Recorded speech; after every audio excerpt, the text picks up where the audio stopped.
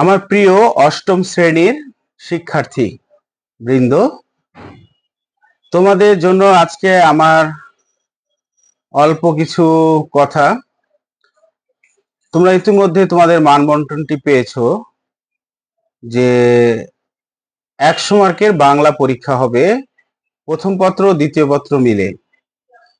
এই মানবন্টনে কিছু বৈশিষ্ট্য রয়েছে, সেটা বলছি। আমি আগে মানবন্টনটা বলি। বহু নির্বাচনী প্রশ্ন থাকবে 20 নম্বরের, সৃজনশীল প্রশ্ন থাকবে 40 নম্বরের, আর বর্ণনামূলক প্রশ্ন থাকবে 10 নম্বরের, এবং নির্মিতি অংশ থাকবে 30 নম্বরের। এই হলো মোট 100 নম্বর। বহু নির্বাচনী প্রশ্নে গদ্য থেকে 5টি, কবিতা থেকে 5টি এবং ব্যাকরণ অংশ থেকে 10টি, মোট 20টি বহু নির্বাচনী প্রশ্ন থাকবে। সৃজনশীল প্রশ্ন গদ্য থেকে 2টি, কবিতা থেকে 2টি, মোট 4টি সৃজনশীল প্রশ্ন থাকবে 40 মার্কের। এখানে কোনো অপশন থাকবে না, বিকল্প পাবে না। বর্ণনামূলক প্রশ্ন থাকবে আনন্দ পাঠ থেকে। এই বর্ণনামূলক প্রশ্ন 10 নম্বরের, তার 2টি অংশ থাকবে, ক অংশ 3 নম্বর আর খ অংশ 7 নম্বরের, মোট 10 মার্কের। মোট হলো কত? 70 মার্কের।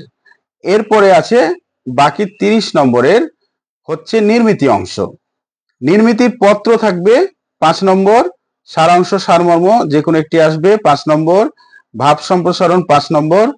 কোনোটাতে কোনো অপশন পাচ্ছ না, কিন্তু প্রবন্ধ রচনায় অপশন পাচ্ছ। 2টি রচনা থেকে একটির উত্তর করতে হবে, 15 মার্কের। এইখানে 30, মোট 100 নম্বরের পরীক্ষা। এই মানবন্টনের যে একটা বৈশিষ্ট্য, সেটা হচ্ছে কোনো ধরনের অপশন তোমরা পাচ্ছ না, তাই খুঁটিয়ে বইটা পুরো পড়তে হবে। কোনোটা বাদ দেওয়ারই সুযোগ থাকছে না। এটা যেহেতু একটা প্রতিযোগিতামূলক পরীক্ষা, তাই এমনই হয় প্রশ্নগুলো। তোমাদের ভয় পাওয়ার কিছু নেই, পড়তে থাকো, পুরো বইটা খুঁটিয়ে পড়ো, আর এইভাবে পরীক্ষার প্রস্তুতি নিতে থাকো। তোমাদের পরীক্ষার তোমরা জানো, আর খুব বেশি দেরিও নেই। বার্ষিক পরীক্ষার পর আবার তোমাদেরকে এই বৃত্তির জন্য উঠে পড়ে লাগতে হবে। প্রস্তুতি তো এখন থেকেই শুরু করেছো আশা করি।